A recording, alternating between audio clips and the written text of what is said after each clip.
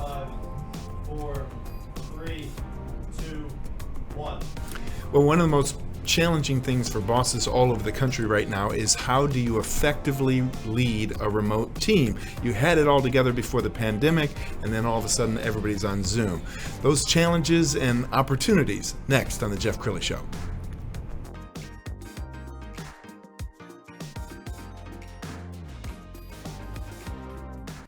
Many are predicting that the worst is yet to come, which is unfortunate, said one person here.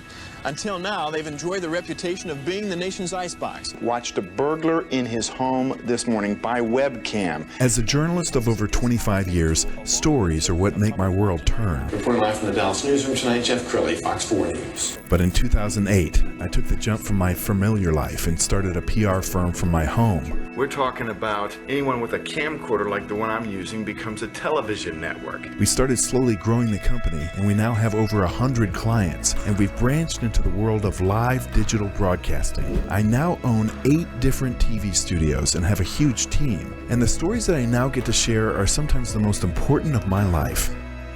Life has a funny way of coming around full circle. This is the Jeff Crilley Show. As an entrepreneur, I've always prided myself on having a great workplace culture.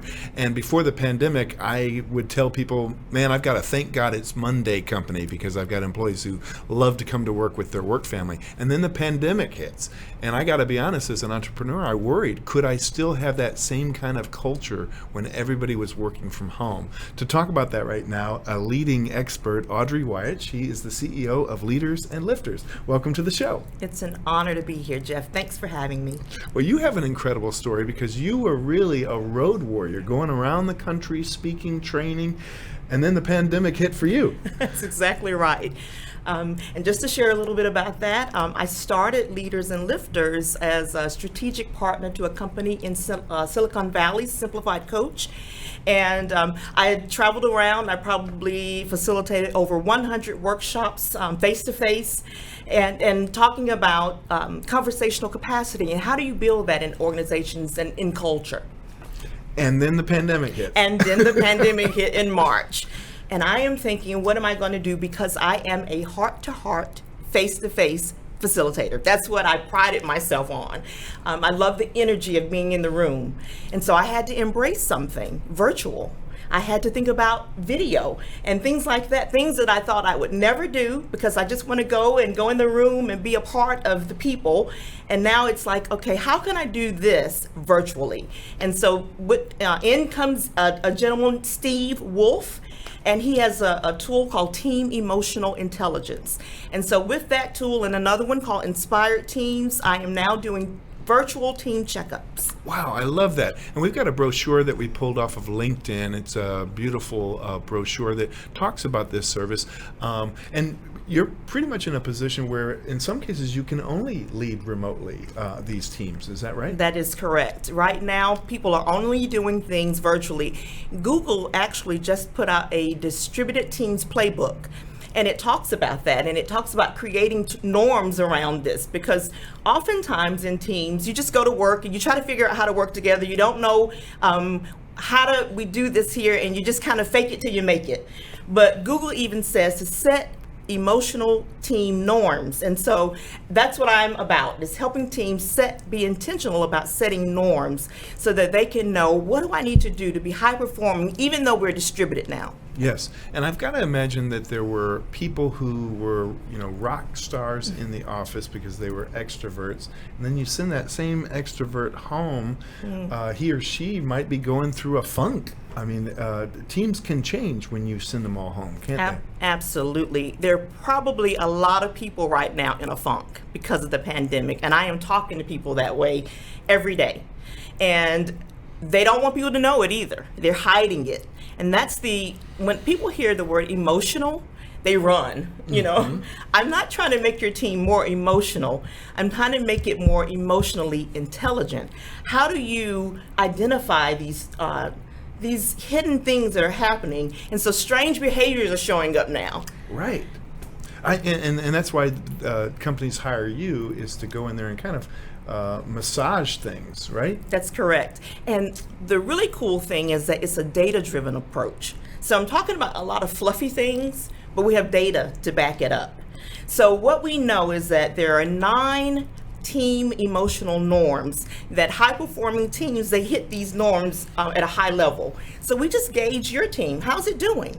And then it's the team's data, it's the team's story, it's what they want to work on. I just facilitate these really cool and deep conversations. I love it. And it's probably a surprise to some bosses. They think everything's great, and you're finding some stuff that it really, if it grows, it's trouble. Yes. And for instance, a big thing might be sub-teams.